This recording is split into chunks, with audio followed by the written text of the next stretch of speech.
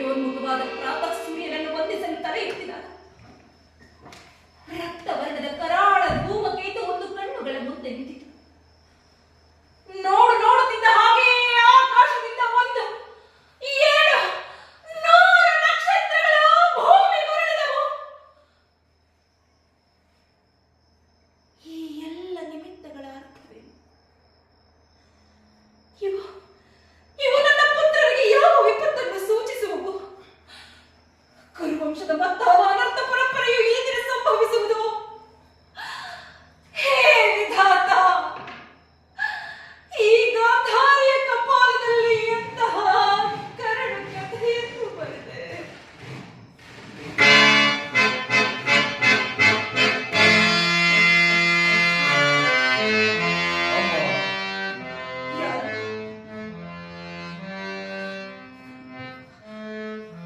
ಪುತ್ರ,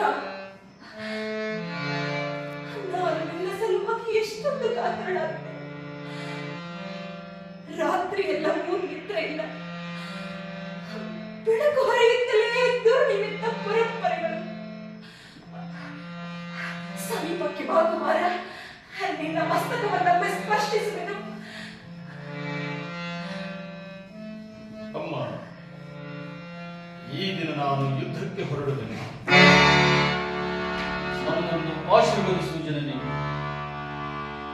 ಯುದ್ಧ ಇದೆಂತಹ ಕೆಟ್ಟ ಸುದ್ದಿ? ಕುಮಾರ, ಯುದ್ಧಕ್ಕೆ ನಿನಗೆ ಆಜ್ಞೆಯನ್ನು ಕೊಟ್ಟವರಾರು? ಅಮ್ಮ, ಈ ಬಾಹುಗಳಲ್ಲಿ ಶಕ್ತಿ ಇರುವವರೆಗೂ ಯುದ್ಧದ ಸಲುವಾಗಿ ದುರ್ಯೋಧನನು ಯಾರ ಆಜ್ಞೆಯನ್ನು ಬೇಡುವುದಿಲ್ಲ. ಕುರುಕ್ಷೇತ್ರದಲ್ಲಿ ಸಮಸ್ತ ಸೈನ್ಯವು ಸಮ್ಮಿಳಿತವಾಗಿರುವುದು ನಿನಗೆ ತಿಳಿಯದೇ ತಾಯಿ? ತಿಳಿದಿರುವೆನು. ಆದರೆ ಅದನ್ನು ನಿನ್ನ ಧಾರ್ಮಿಕ ಪ್ರದರ್ಶನದ ಪರಮಾವಧಿ ಎಂದು ಪಾಂಡವರನ್ನು ಹೆದರಿಸಲು ಹೂಡಿದ ಆಟವೆಂದು ಭಾವಿಸಿದ್ದೆನು. ಧರ್ಮ, ನೀತಿ ಮತ್ತು ಮನುಷ್ಯತ್ವಕ್ಕೆ ತಿಲಾಂಜಲಿಯನ್ನು ಕೊಟ್ಟು ನೀನು ಯುದ್ಧವನ್ನು ನಿಜವಾಗಿಯೂ ಪ್ರಾರಂಭಿಸುವೆ ಎಂದು ಮಾತ್ರ ನಾನು ತಿಳಿದಿರಲಿಲ್ಲ.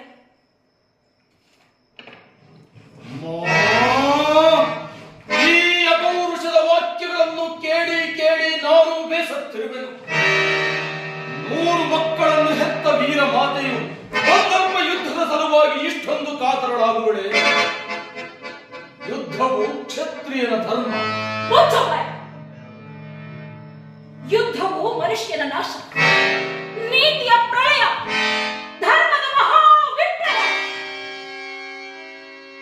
ಈ ಜಗತ್ತನ್ನು ನಿರ್ಮಿಸಿದ ವಿಧಾತನು ಯುದ್ಧವನ್ನು, ಈ ಜಗತ್ತನ್ನು ಸೃಷ್ಟಿಸಿದ ವಿಧಾತನು ಯುದ್ಧವನ್ನು ನಿರ್ಮಿಸಲಿಲ್ಲ. ಅಸೂಯಾಂಧನಾದ ಮಾನವನು ತನ್ನ ಕಲುಷಿತ ಚಿತ್ತದಿಂದ ಕಡಿದು ತೆಗೆದ ಕಾಲ